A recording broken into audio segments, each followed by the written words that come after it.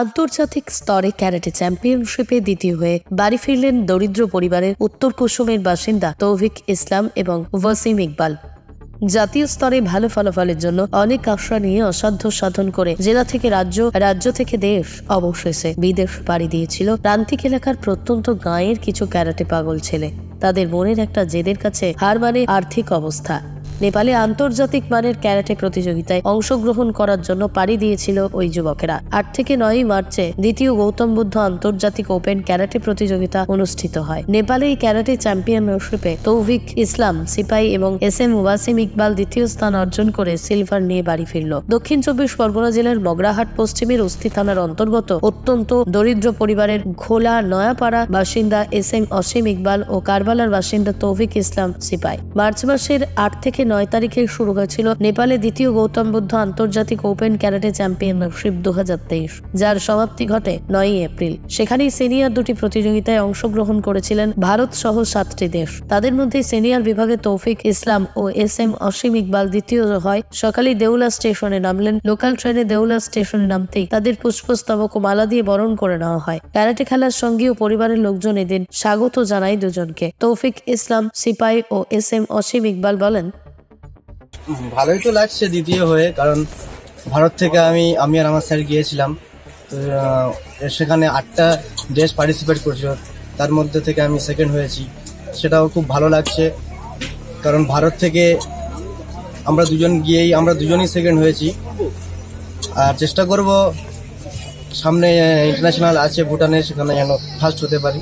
বলতে এই নেপালে ইন্টারন্যাশনাল খেলতে যাওয়ার আগে আঞ্চলিক প্রধান মেম্বার ওদেরকে জানানো হয়েছিল আর্থিক দিক থেকে সাহায্যের জন্য, যেহেতু আমি আর্থিক দিক থেকে অনেকটা অবস্থা খারাপ আছে আমার। তো সেই জন্য জানানো হওয়ার পরে ওরা খুব একটা গুরুত্ব দেয়নি। তো আমরা, আমার মা, আমার কোচ, আমার মামা সবাই মিলে আমাকে আর্থিক সাহায্য করে আমাকে নেপালে পাঠিয়েছিল। দেখুন, কে করবে না করবে এইটুকু বলতে পারছি না, কিন্তু আমি বলবো যতদিন আমার যে প্রাণ আছে আমি এই ক্যারাটেকে এগিয়ে নিয়ে যাবো। আস্তে আস্তে যাবো, কিন্তু আস্তে আস্তে উঠবো। আমি এত তাড়াতাড়ি উঠতে চাই না। আমার নিয়ে থেকে আমার যেটুকু আছে আমি আস্তে আস্তে উঠবো। যদি কেউ না দেয় আমি আস্তে আস্তেই যেমন যাচ্ছি তেমনই যাবো। মানে নেপালে প্রথম খেলতে গেলাম, ইন্টারন্যাশনাল কম্পিটিশন ক্যারাটে চ্যাম্পিয়নশিপ ছিল।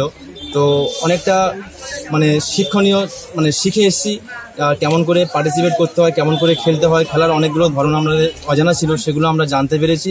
এবং আমি এবং আমার সিনিয়র স্টুডেন্টকে নিয়ে গিয়েছিলাম। দুজনেই আমরা ফাইট কম্পিটিশনে নেমেছিলাম এবং আমার সিনিয়র স্টুডেন্ট ও সেকেন্ড পজিশনে জয়লাভ করেছে এবং আমিও সেকেন্ড পজিশন জয়লাভ করেছি। এবং আমি আফগানিস্তানকে হারিয়ে আমি সেকেন্ড পজিশন হয়েছি এবং আমার স্টুডেন্ট তৌফিক ইসলাম সিপাই ও দ্বিতীয় স্থান অধিকার করেছে নেপালকে হারিয়ে। এবং আমাদের সত্যি খুব ভালো লাগছে আজকে এই দেউলার বুকে আমরা যে হাসি মুখে গিয়েছিলাম এবং হাসি মুখে আসতে পেরেছি, এটাই আমাদের কাছে খুব গর্বিত বলে মনে হচ্ছে।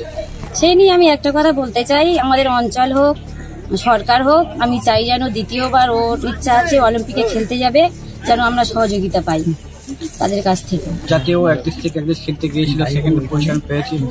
আশা করছি যে এরপর ফিউচারে আরও অনেক বড় জায়গায় পৌঁছাবে। তো সরকারের যদি আর্থিক অবস্থা সাহায্য না করে, আমরা যতটা পারি ওকে আর্থিক অবস্থা দিয়ে আরও উঁচু জায়গায় নিয়ে যাওয়ার চেষ্টা করব। আশা করবো এর থেকে আরও ভালো খেলবে। দক্ষিণ 24 পরগনা থেকে বাবলু প্রামাণিকের রিপোর্ট, বিশ্ব টাইমস। ফিরবে হুঁশ, জাগবে মানুষ।